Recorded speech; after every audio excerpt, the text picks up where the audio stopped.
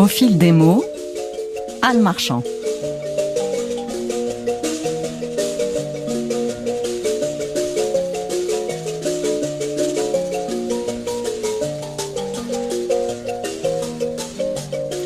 Bonjour à tous.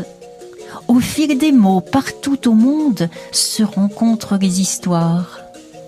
Loin de la parole tissée africaine, je vous emporte cette fois au pays du froid, dans le grand nord des Inuits, au fil d'une canne à pêche. Elle avait fait quelque chose que son père désapprouvait, mais personne ne savait plus quoi. Toujours est-il que son père l'avait traînée jusqu'à la falaise et précipitée dans la mer. Les poissons avaient peu à peu mangé son corps. Il ne restait plus que son squelette sous les eaux, ballotté par les courants. Un jour, arriva un pêcheur. En fait, il ignorait que ceux des environs se tenaient à l'écart de cette crique, disant qu'elle était hantée. Or, voilà que l'hameçon du pêcheur vint à se prendre dans les eaux de la cage thoracique de la femme squelette. « Oh !» pensa le pêcheur, « je tiens là une grosse prise !» Il imaginait déjà ce magnifique poisson et combien de temps il lui permettrait de ne plus retourner pêcher. Alors, tandis qu'il se bagarrait avec ce poids énorme, la mer se mit à bouillonner, secouant son kayak comme un fétu de paille. Car celle qui était sous la surface se débattait pour essayer de se libérer, et plus elle luttait, plus elle s'en mêlait dans la ligne. Elle avait beau faire, elle était inexorablement tirée vers le haut, accrochée par les côtes. Le pêcheur s'était retourné. Il ne vit donc pas le crâne chauve apparaître au-dessus des vagues. Et quand il se retourna, le corps tout entier avait émergé et était suspendu à l'extrémité de son kayak par ses longues dents de devant. « Ah !» hurla l'homme. De terreur, son cœur fit un bond terrible. « Ah !» Il lui asséna un grand coup de pagaie et se mit à pagayer comme un fou vers le rivage. Il ne s'était pas rendu compte qu'elle était entortillée dans sa ligne. Aussi semblait-elle le pourchasser debout sur ses pieds. Il était de plus en plus terrifié. Il avait beau faire des zigzags, elle suivait.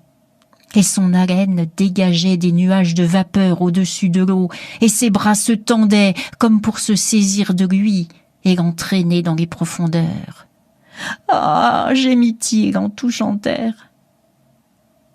Il ne fit qu'un bond hors de son kayak et se mit à courir, sa canne à pêche serrée contre lui, traînant derrière lui, avec sa ligne, la femme squelette, toujours emberlificotée dedans. Il escalada les rochers, elle suivit. Il se mit à courir sur la toundra gelée, elle suivit. Il courut sur le poisson qu'on avait mis à sécher dehors, le réduisant en pièces avec ses bottes fourrées. Elle suivait tout du long. En vérité, elle s'empara au passage d'un peu de poisson séché et se mit à le manger, car il y avait bien longtemps qu'elle ne s'était nourrie. Enfin, l'homme atteignit son igloo, plongea dans le tunnel et rentra à l'intérieur à quatre pattes. Hors d'haleine, il resta là, à hoqueter dans l'obscurité, le cœur battant la chamade. Enfin en sécurité, oh oui, oui, grâce au dieu Corbeau, oui, merci Corbeau, et à Sedna, la toute bienfaisante, en sécurité enfin. Et voilà que lorsqu'il alluma sa lampe à huile de baleine, c'était encore là. Elle était encore là, recroquevillée sur le sol de neige, un talon par-dessus l'épaule, un genou contre la cage thoracique, un pied sur le coude. Le pêcheur resta un moment comme pétrifié. Plus tard, il serait incapable de dire ce qui le poussa, Peut-être que la lueur du feu avait adouci ses traits, ou bien c'était le fait qu'il était un homme seul. Toujours est-il que la respiration du pêcheur se fit plus calme, et que doucement il tendit ses mains rudes, et avec les mots d'une mère à son enfant, il se mit à la désenchevêtrer de la ligne. Na, na. Il commença par désentortiller la ligne autour des doigts de pied, puis des chevilles. Na, na. Il travailla jusqu'à la nuit, puis entoura le squelette de fourrure pour lui tenir chaud. Et les os de la femme squelette étaient dans l'ordre qui convenait. Il fouilla dans ses parements de cuir, prit un silex et se servit de quelques-uns de ses cheveux pour faire un supplément de feu. Tout en huilant le bois précieux de sa canne à pêche, il la regardait. Elle, dans ses fourrures, ne disait mot. Elle n'osait pas. De peur qu'il ne s'empare d'elle, la jette sur les rochers et la réduise en pièces. Bientôt l'homme commença à somnoler. Alors il se glissa sous les peaux et se mit à rêver. Or parfois, dans le sommeil des humains, une larme vient à perler à leurs paupières. Nous ignorons quelle sorte de rêve en est la cause, mais ce doit être un rêve triste, ou bien un rêve où s'exprime un désir. C'est exactement ce qui se passa pour cet homme. Et la femme squelette vit la larme briller à la lueur du feu, et soudain, elle eut terriblement soif.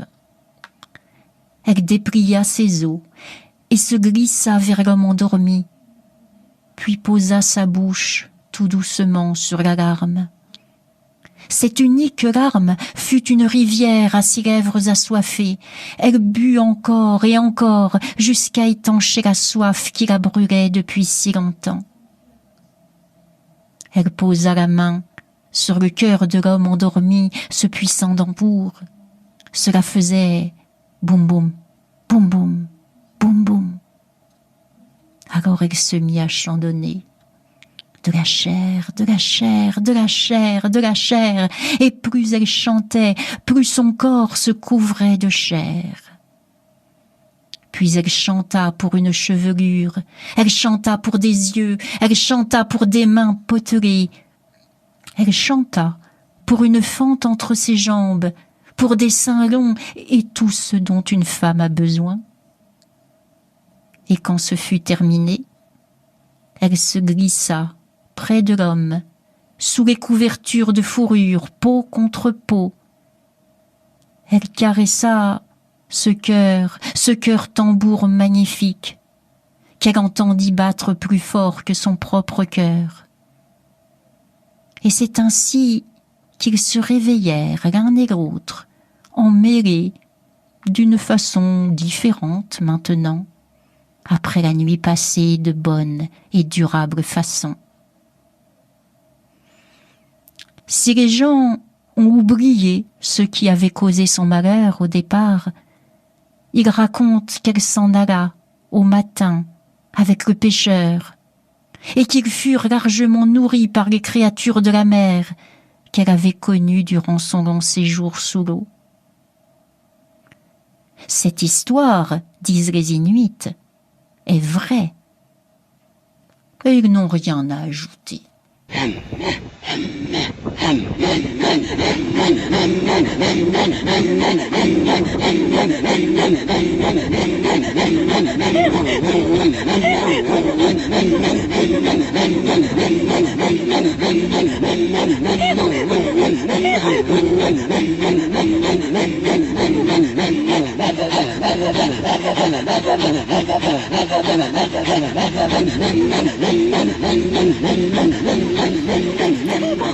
Pour ceux qui souhaitent retrouver cette superbe histoire inuite, il faut lire le livre de Clarissa Pinkola Estes qui s'appelle « Femme qui court avec les loups », C'est édité au livre de poche en 2001.